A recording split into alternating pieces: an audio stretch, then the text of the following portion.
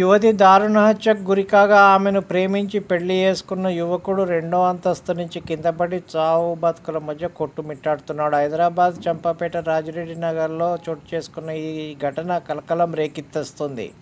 స్థానికులు, పోలీసుల నుంచి సేకరించిన సమాచారం ప్రకారం వివరాలు ఈ విధంగా ఉన్నాయి. మహబూబ్నగర్ జిల్లా హన్వాడ మండలం కొత్తపేటకు చెందిన మోహన్ రూపా దంపతుల కుమార్తె స్వప్న. చాలా కాలం నుంచి ఈ దంపతులిద్దరూ విడివిడిగా ఉంటున్నారు. ఉపాధి కోసం హైదరాబాద్ వచ్చిన మోహన్ ఆటోను నడుపుతున్నాడు.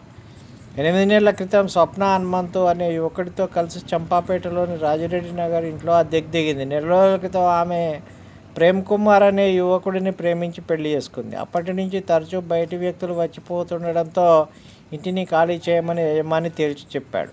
ఈ నేపథ్యంలోనే శనివారం తెల్లవారుజామున స్వప్న ఇంటికి వచ్చింది.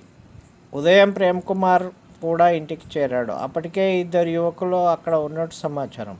అక్కడ ఏం జరిగిందో ఏమో, స్వప్న దారుణంగా హత్యకు గురైంది. గొంతు తెగి ఆమె రక్తపు మడుగులో పడి ఉన్న సమయంలోనే ప్రేమ్ కుమార్ రెండో అంతస్తు నుంచి కిందికి పడిపోయాడు. పెద్దగా శబ్దం రావడంతో బయటికి వచ్చిన ఇంటి యజమాని రక్తపు మడుగులో ఉన్న ప్రేమ్ కుమార్ కనిపించాడు. రెండవ అంతస్తులోని గది నుంచి 2 యువకులు కిందికి రావడాన్ని గమనించినట్టు యజమాని చెప్తున్నారు. గదిలోకి వెళ్లి చూడగా యువతి హత్యకు గురైనట్టు గుర్తించి ఇంటి యజమాని పోలీసులకు సమాచారం అందించాడు.